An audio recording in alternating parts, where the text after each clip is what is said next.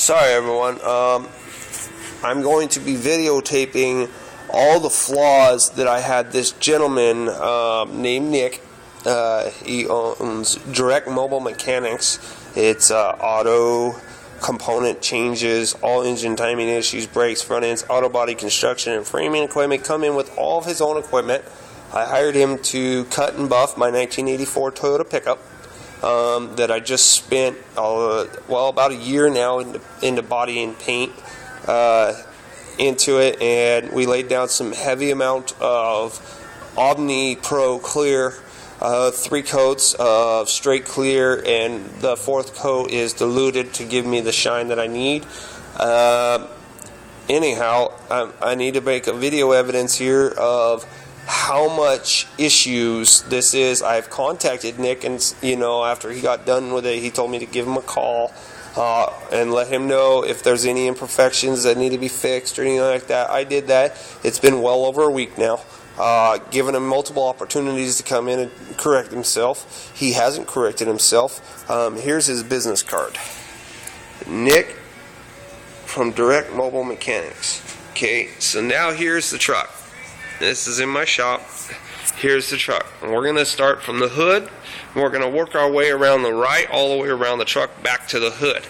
Okay, on the hood, you'll see a lot of little spots here, there. I hope you can all see this very well.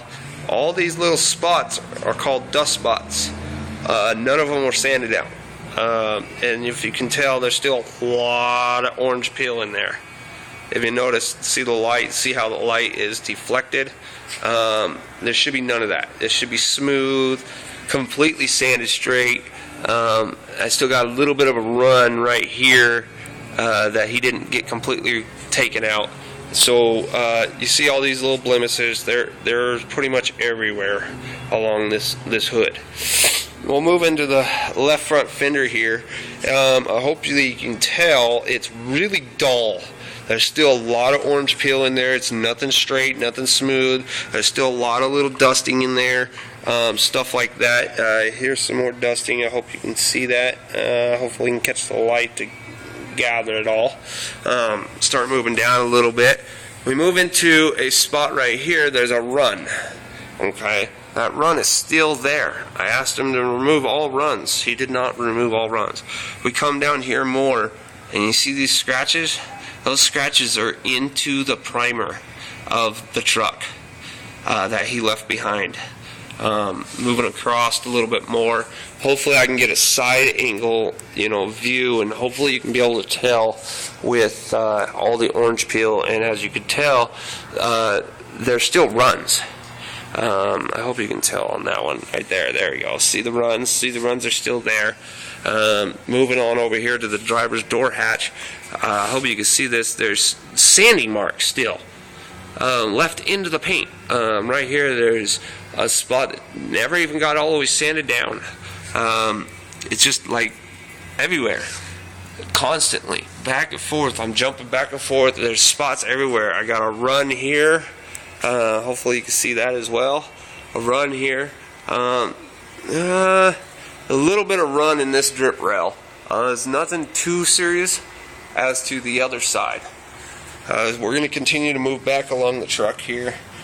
Try to let you see how dull this paint is. Here's another sanding spot that is just left there after he supposedly cut and buffed my whole truck.